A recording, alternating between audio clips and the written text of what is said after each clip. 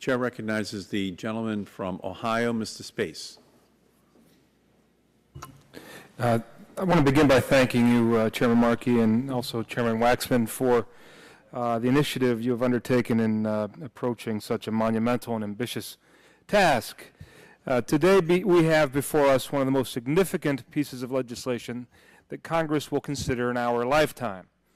As we proceed with our deliberations, we must be mindful that we're operating in the shadow of history and at a moment pivotal in the lives of this generation. Without question, our nation faces a significant challenge in addressing the issues of climate change and energy production. While current sources of energy, such as coal, are critical components of our nation's economy, creating a new energy policy that encourages investment and expansion in new green jobs offers important opportunities that cannot be overlooked. It is incumbent upon us in this committee to seize upon those opportunities. As the committee considers this critical legislation, I am mindful of the fact that I represent a district facing significant challenges of poverty. Even when times are good, the economy of Appalachian Ohio can claim unemployment rates approaching 10% and poverty rates exceeding 20%. Thus, as the committee proceeds, it's my intention to view this legislation through the lens not of any one group represented here in Washington, but through the perspective of the residents of Ohio's 18th Congressional District. I believe this legislation offers significant opportunities for my district.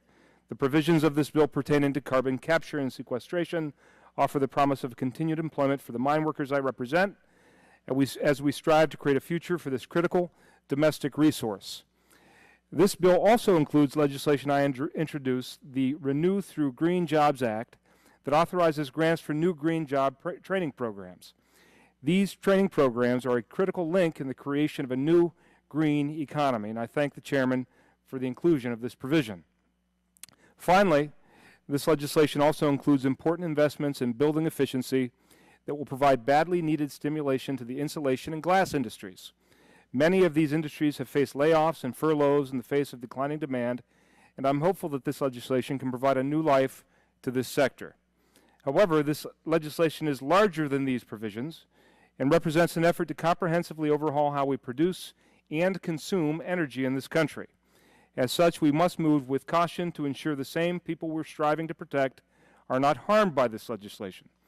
We must be cautious to ensure that this legislation means a brighter future for those we represent, not darker days to come.